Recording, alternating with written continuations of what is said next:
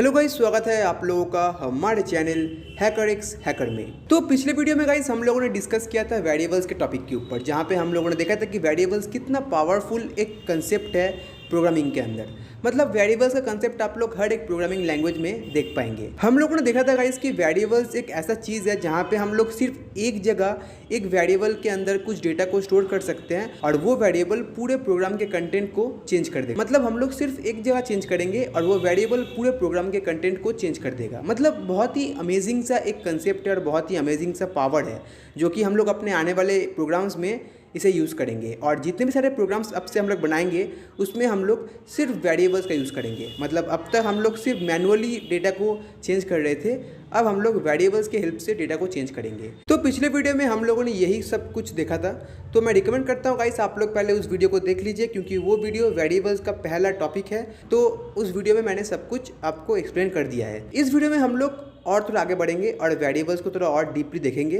कि वेरिएबल्स का और यूज़ क्या है, मतलब और किस तरीके से हम लोग वेरिएबल्स को यूज़ कर सकते हैं। तो चलिए स्टार्ट करते हैं आज के वीडियो को। So without missing any more time with your host and let's begin guys. तो वेरिएबल्स को यूज़ करने का बहुत सारा तरीका है, मतलब बहुत सारा रियली। तो इसीलिए एक ही वीडियो में वेरिएबल्स के पूरे कंसेप्ट को समझना बहुत ही मुश्किल है। हम लोग इस कंसेप्ट को प्रोग्राम्स को बनाते बनाते समझेंगे, इसलिए नो टेंशन। तो चलिए देखते हैं वेरिएबल्स के कुछ कंसेप्ट को। तो पहले बात करते हैं गाइस कि वेरिएबल्स को हम लोग किस तरीके से डिक्लेयर कर सकते हैं और साथ ही साथ इनिशियलाइज कर सकते हैं, मतलब डिक्लेयरिंग एंड इनिशियलाइजिंग।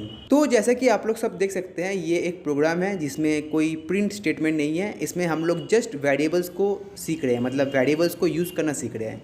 तो इसमें कुछ आउटपुट नहीं आएगा, जस्ट हम लोग देख रहे हैं कि ये वेरिएबल्स को हम लोग किस तरीके से यूज़ कर सकते हैं प्रोग्राम के अंदर। तो प्रोग्राम स्टार्ट हो रहा है आपका इंक्लूड stdio.h से, फिर नेक्स्ट लाइन में इंट मेन, और फिर आप लोग देखिए हम लोगों ने एक वेरिएबल बनाया जिसका नाम है a और वो टाइप है आपका इंटीजर। मतलब a आपका इंटीजर टाइप का वेरिएबल है जिसके अंदर 10 स्टोर्ड है। इस टाइप के इंस्ट्रक्शन को या फिर इस टाइप के लाइन को हम लोग कहते हैं डिक्लेयरिंग एंड इनिशियलाइजिंग। मतलब हम लोग पहले वेरिएबल को डिक्लेयर कर रहे हैं जो कि यहाँ पे a है, इंटीजर a, और इनिशियलाइज कर रहे हैं यानी कि स्टोर कर रहे हैं 10 वैल्यू को, यानी कि 10 डेटा को। तो हम लोग एक बॉक्स बना रहे हैं इंट a नाम का और उसमें हम लोग 10 को स्टोर कर रहे हैं।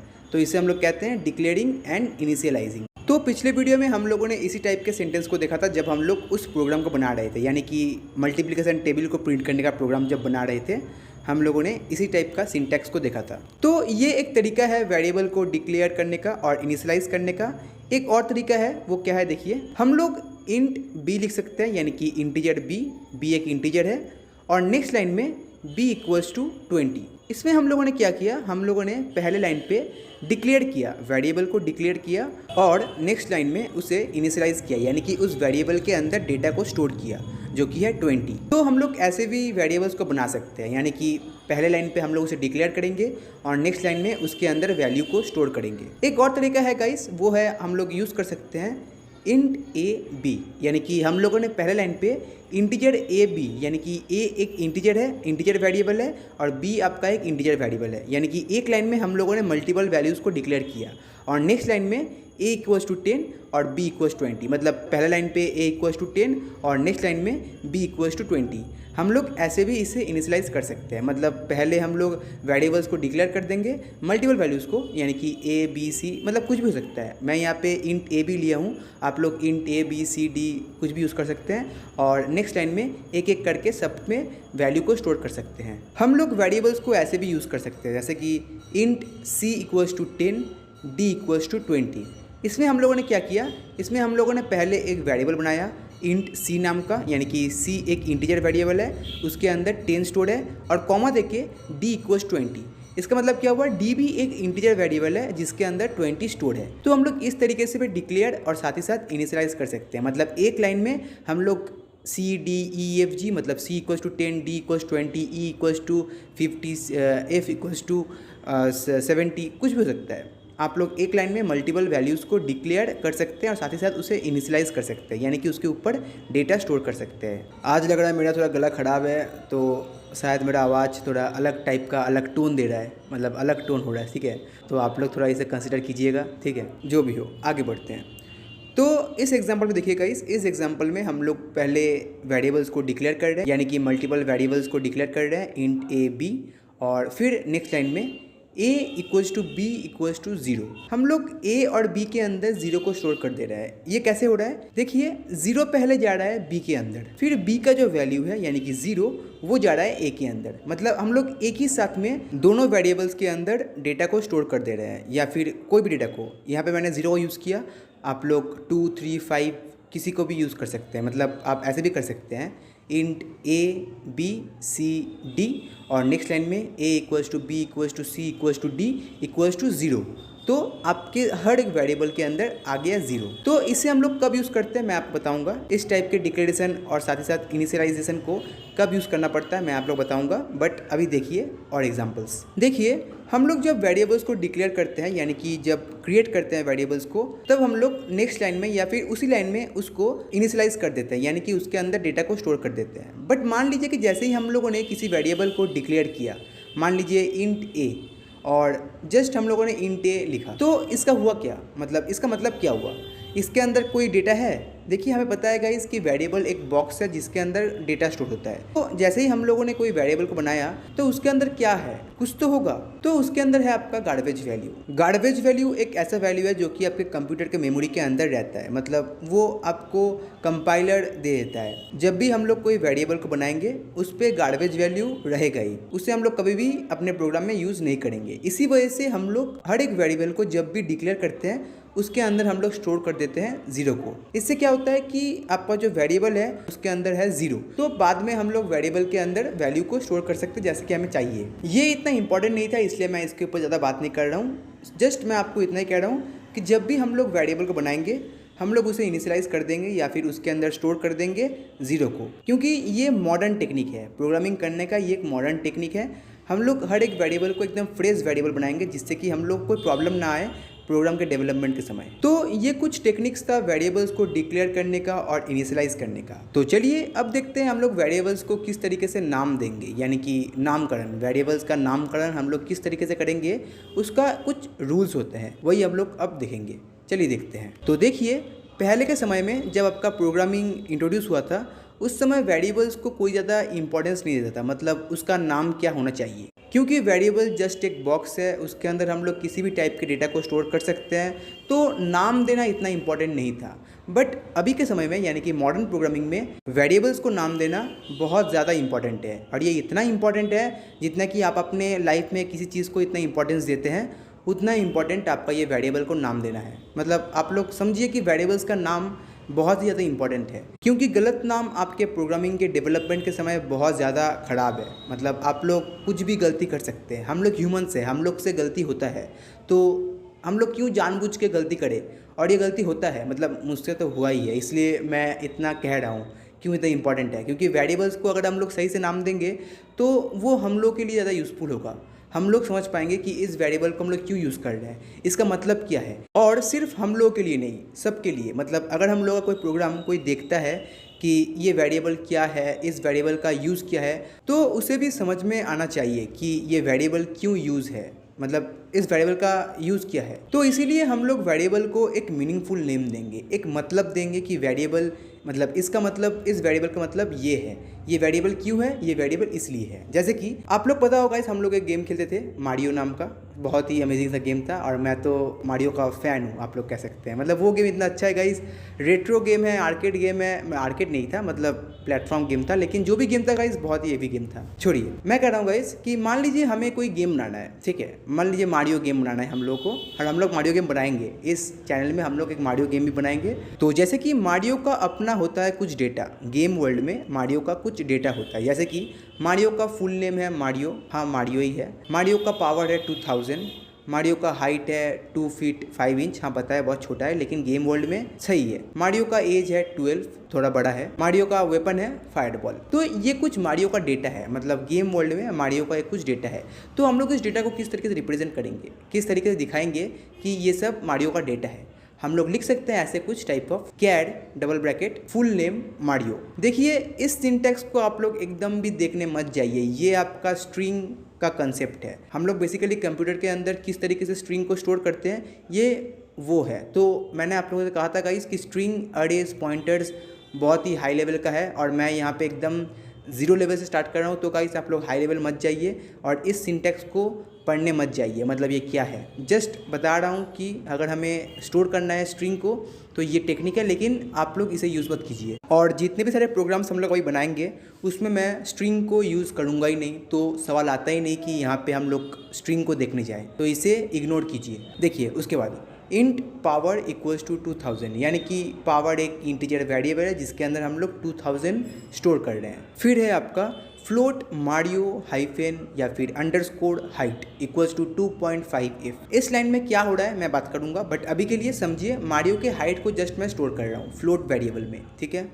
फिर है आपका int Mario age equals to 12, same है यहाँ पे Mario underscore age equals to 12, मतलब मारियो एज एक वेरिएबल है जिसके अंदर मैं 12 को स्टोर कर रहा हूँ। और फिर है आपका कैड, सेम लाइन है जो कि हम लोग फर्स्ट में यूज़ किए थे, तो पढ़ने मत जाइए, इग्नोर कीजिए, कुछ भी नहीं है, ये कुछ नहीं है, कुछ नहीं, जाइए भागिए। तो ये जो अभी हम लोगों ने किया, यानी कि मारियो के डेटा को जो फिल किया हम लोगों ने, स्टोर किया, आप लोग देख सकते होंगे हम लोगों ने सारे वेरिएबल्स को एक मीनिंगफुल नेम दिया, यानी कि कुछ मतलब दिया कि फुल नेम का मतलब क्या है। फुल नेम यानी कि मारियो का फुल नेम।